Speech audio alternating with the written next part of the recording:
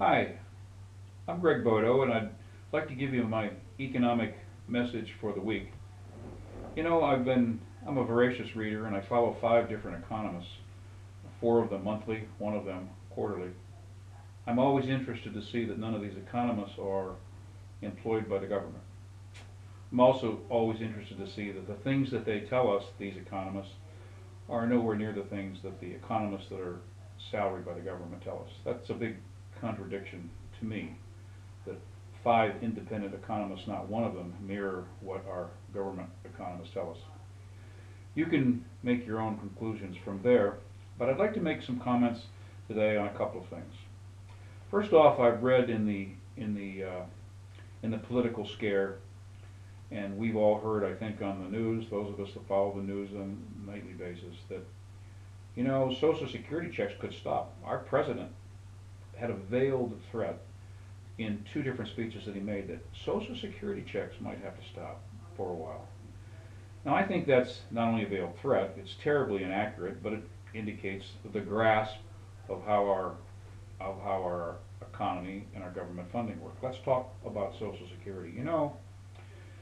Those of us that are employed, which may be most of you, are still having Social Security and Medicare deducted from our wages, are we not? Well, unless these deductions are going somewhere into the federal budget that we don't know about it, and that if these deductions are going into the Social Security fund, then those deductions are available in the Social Security fund to be paid out the other end of the door to the Social Security recipients.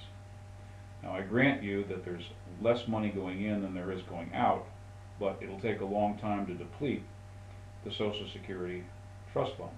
I'm not suggesting that Social Security is not in trouble.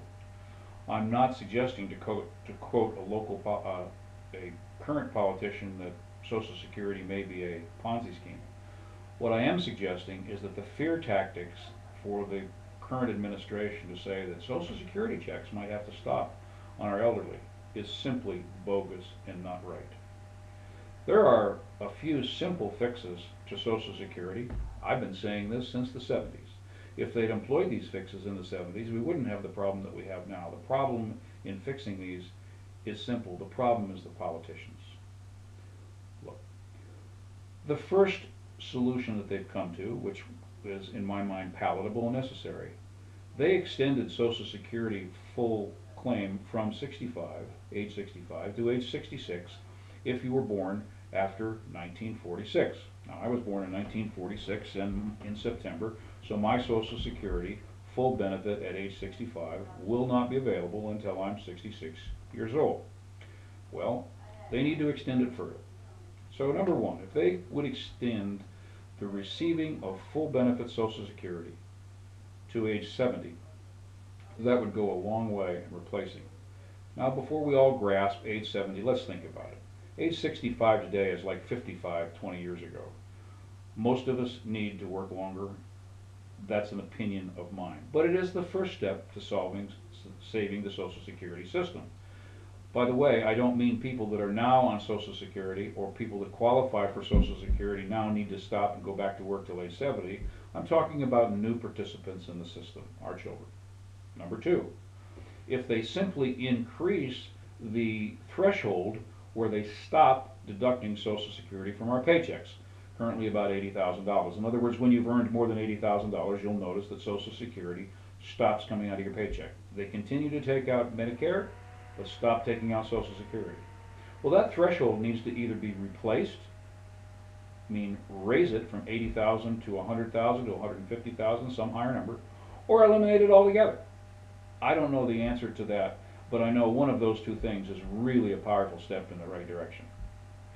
Finally, Social Security system was designed at the very beginning. When they started Social Security, the average life expectancy of a male was 67, and to qualify for full Social Security was 65, and the design of Social Security was to help the citizens, taxpayers, stay off the welfare systems.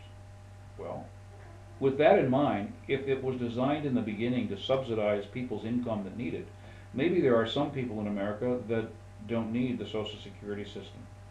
Let me give you an example.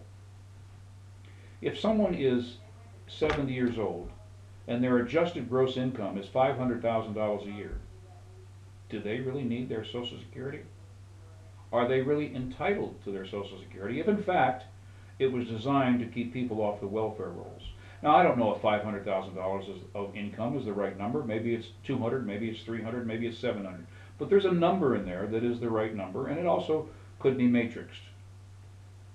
Past that point, our children who are now contributing to the Social Security system are not contributing as fast as we're taking it out. So we have to do something about that. And the 4 steps that I just suggested to you, all or any of them, will certainly go a long way in saving the Social Security trust. You know, the next thing I'd like to talk to you about is the credit rating of the United States debt. You may have been paying attention. I hope you were. You may have noticed that recently our AAA debt, excuse me, our AAA bond rating was lowered from AAA. First time ever. Now,